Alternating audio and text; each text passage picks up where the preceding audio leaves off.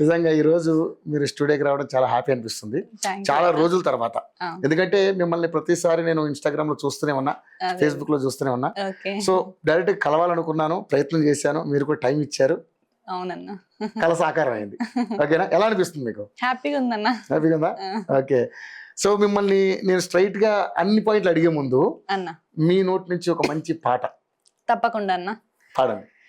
బురదా నుండి బువ్వను తీస్తే కమ్మాగుందని తిన్నరు, బురదా బట్టల రైతును చూసి దూరం గుండని అన్నరు, చెమట సుక్కల సత్తువతోనే పుడమి పురుడు పోసుకున్నది, కంటి పాపాల కవడిలోనే పంట రాసి నెలకొన్నది, వందనాలు రైతన్న నీకు వందనాలన్నా, నీ రెక్కాడకుంటే బుక్కెడు బువే లేదన్నా, వందనాలు రైతన్న నీకు వందనాలన్నా, నీ రెక్కాడకుంటే బుక్కెడు బువే లేదన్నా.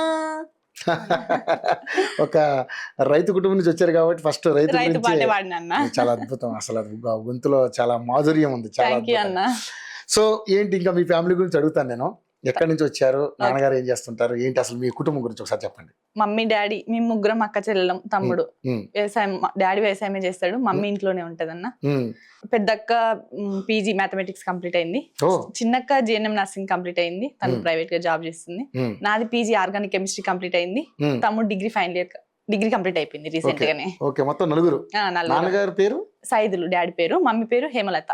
హేమలత. ఓకే. అక్క పెద్దక్క పేరు కళ్యాణి, చిన్నక్క పేరు కావేరి, నా పేరు ఝాన్సీ, తమ్ముడు పేరు తరుణ్ కుమార్.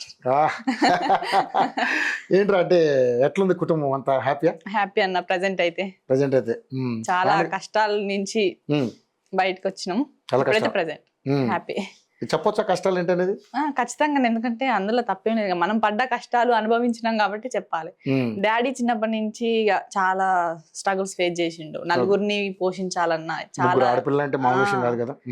ఇవాళ రేపల్లా ఒక్క ఇంట్లో ఒక్క ఆడపిల్ల ఉందంటేనే భయపడే తల్లిదండ్రులు ఉన్నారు.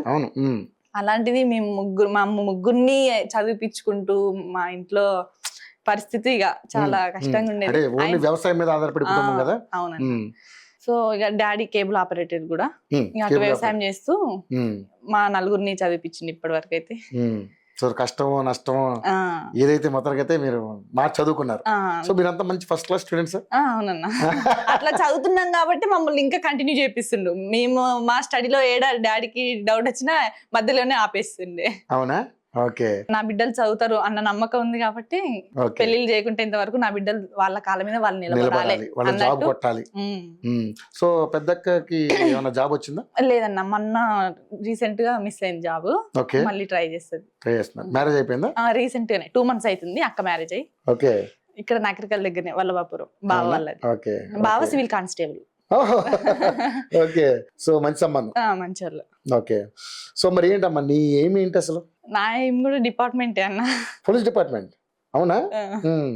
ఎందుకని ఆ రంగాన్ని ఎంచుకున్నారు? ఇంకా అంటే చిన్నప్పటి నుంచి యూనిఫామ్ చూస్తేనే ఒక ఫీల్ వచ్చేస్తుంది, మనం కూడా జాబ్ కొట్టాలి.